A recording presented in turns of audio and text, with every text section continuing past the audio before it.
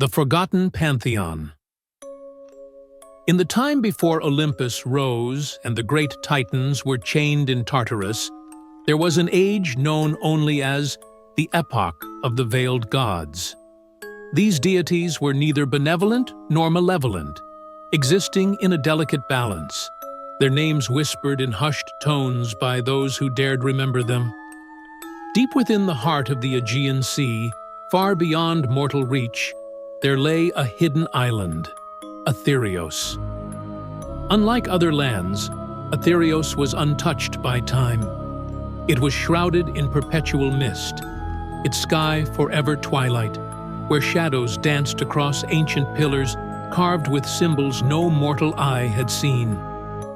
Here stood the Forgotten Pantheon, a circle of gods older than the stars themselves, their names and faces erased from all memory. The gods of Atherios were said to control the forces that governed reality's very fabric. Ithera, the goddess of whispers, could weave truths and lies into the fabric of existence itself.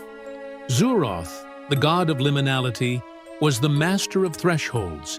He could dissolve the boundary between life and death, day and night, even dream and waking.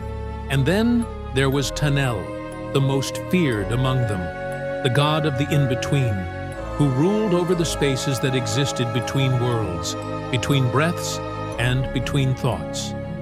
For countless eons, they observed creation in silence, their power flowing through unseen channels, subtly guiding the fates of gods and men alike. But as the Olympians rose to prominence and the Titans were cast down, the veiled gods began to fade. Their influence waned, their temples crumbled, and their once powerful names were forgotten. All but one, a single mortal, driven by an unquenchable thirst for knowledge, unearthed a fragment of their lore. A young philosopher named Elion, his mind sharper than any blade, discovered an ancient scroll hidden beneath the ruins of a forgotten temple. The parchment spoke of Atherios and the veiled gods, those who could bend reality to their will. Elion became obsessed. He ventured alone into the Aegean, chasing storms and myths, until, by some dark providence, he stumbled upon the shores of Atherios. The island greeted him with silence. There was no life, no sound, only the echo of his own heartbeat. As he ascended the marble steps of the long-abandoned temple, he felt a presence, something old and unfathomable. In the center of the temple, atop a stone dais, stood a colossal bronze mirror, tarnished with age. It was the Eye of Tanel, an artifact that, legend said, allowed one to glimpse the in-between, the space where the gods dwelled. Elion approached, his fingers trembling as he reached out to touch its surface.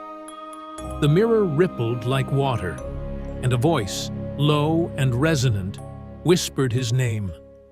The reflection that stared back at him was not his own, but a man much older, his eyes filled with knowledge and sorrow. "Mortal," the voice intoned, "you have come seeking the forgotten. But beware, for to know us is to be known by us. To see us is to be seen." Elion hesitated, but his curiosity overpowered his fear. He whispered the names from the scroll, names that no human tongue should utter, and the air around him shimmered. The temple darkened, and from the shadows emerged figures cloaked in mist and light. The veiled gods. They were magnificent and terrifying, their forms shifting and flowing like smoke. Ithera, with eyes that seemed to hold galaxies, smiled down at him. Zuroth's shadowy form flickered like a dying flame. And Tanel, towering above them all, stepped forward, his gaze piercing through Elion's very soul. "You have found us," Tanel murmured, his voice the rustling of leaves in a dying forest. "But we are not as you imagined. We are what was, and what shall never be again. Do you wish to claim our power, mortal? Do you seek to become one of us?" Elion nodded, his voice caught in his throat. Tanel extended a hand, and the mirror shimmered once more. Then gaze into the eye and see what lies beyond the veil. Elion peered into the mirror, and what he saw drove him to madness. He saw worlds collapsing and being reborn in a single breath. He saw gods and titans falling into oblivion, only to rise again as shadows of their former selves. He saw the truth of existence. That reality itself was but a fragile dream, and the veiled gods were the dreamers. When Elion awoke, he was no longer on Atherios. He stood on a barren shore, the island a distant silhouette shrouded in mist. His hair had turned white, and his eyes gleamed with a strange, unnatural light. He remembered everything: the names, the power, the promise.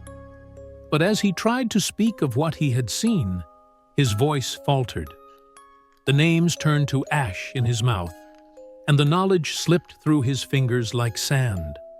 The veiled gods had granted him a gift, a glimpse of their realm, but it came with a price. He could never speak of it, never share it, or else he would cease to exist. Elion wandered the world as a ghost, his mind shattered yet filled with fragments of forbidden truths. He left behind cryptic writings and half-formed symbols, but no one ever deciphered their meaning. And as he vanished into obscurity, the veiled gods of Atherios returned to their silent vigil, their existence once more veiled from mortal eyes. But every so often, when the mist rolls thick across the Aegean, and the stars align just so, some say you can hear whispers on the wind, a voice calling out from beyond the veil, a voice speaking in forgotten tongues, a voice that belongs to Elion, the last to know the names of the Forgotten Pantheon.